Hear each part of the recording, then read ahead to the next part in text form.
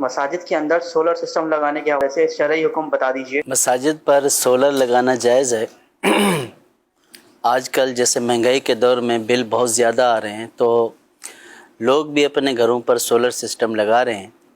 تو مسجد پر بھی solar system لگانا یہ وقف کے لیے زیادہ نفع والی صورت ہے۔ اس میں جو خیال رکھنے والی بات ہے وہ یہ ہے کہ سولر پلیٹیں جو نصب کی جاتی ہیں چھت پر، تو مسجد کی جو چھت ہوتی ہے یہ بھی مسجد ہی ہوتی ہے، تو جو سولر پلیٹیں چھت پر نصب کی جاتی ہیں تو وہ اس طرح نصب نہ کی جائیں کہ چھت پر رکھ دی جائیں یا چھت کے اوپر کوئی جو ہے وہ چیز لگا کر اس طرح لگا کر کہ جس سے چھت کے اوپر کوئی صف ہی نہ بن سکے۔ ہاں اس طرح کر لیں کہ جیسے چھپرا ٹائپ اوپر شیڈ بنا لیں اور اس شیڈ کے اوپر جو ہے سولر پلیٹیں رکھ دیں تاکہ نیچے جو نماز کی جگہ ہے وہ معطل نہ ہو۔ اگر اس کے اوپر صف بنانا چاہیں، نماز ادا کرنا چاہیں تو نماز ادا کر سکیں،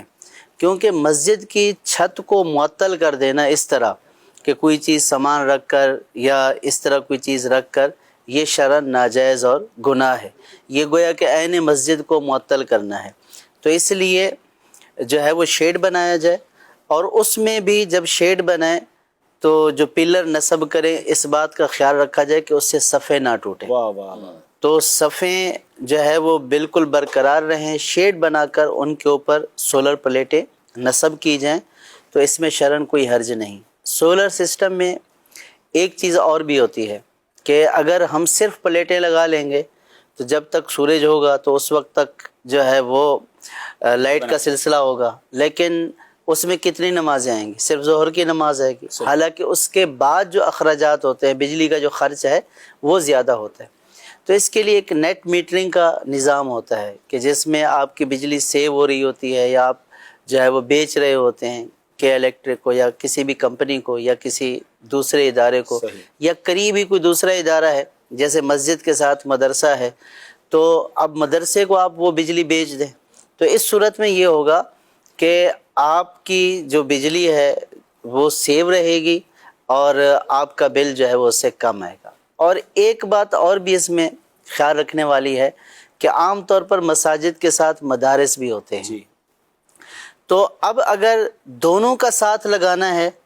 تو اب یہ دونوں کا ساتھ نہیں لگ سکتا، کیونکہ مسجد پر لگائیں گے مدرسے کا تو یہ مسجد پر مدرسے کا لگانا جائز نہیں ہے، اور مدرسے پر مسجد کا لگانا جائز نہیں ہے۔ تو مسجد کا جو سولر سسٹم ہے وہ مسجد کی چھت پر لگایا جائے ان احتیاطوں کے ساتھ جو بیان کی گئی، اور اگر کوئی دوسرا وقف ادارہ ہے تو اس کا جو سولر سسٹم ہے وہ اس پر لگایا جائے۔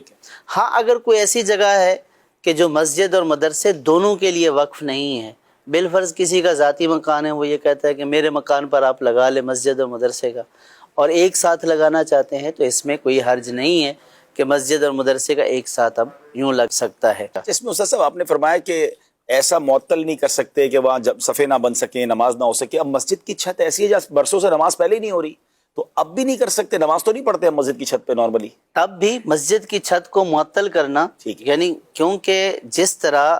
نیچے جس پر ہم نماز پڑھتے ہیں وہ عین مسجد ہے، اسی طرح ساتوں آسمانوں تک یہ مسجد ہی ہے، ماشاءاللہ، تو اس کو معطل کرنا جائز نہیں ہوتا ہے۔ یعنی جب اس کو مسجد کر دیا، مسجد کرنے کے بعد اب اگر کوئی یہ بولے کہ اوپر تو ہم کچھ نہیں کرتے، وہاں اجرا بنا لیں، وہاں پہ سٹور روم بنا لیں، تب بھی بنانا جائز نہیں ہے۔ اوپر والی چھت بھی اسی طرح مسجد ہے جیسے نیچے فرش مسجد ہے، تو اس لیے جس طرح فرش کو معطل کرنا جائز نہیں ہے، اسی طرح چھت کو بھی معطل کرنا جائز نہیں ہے۔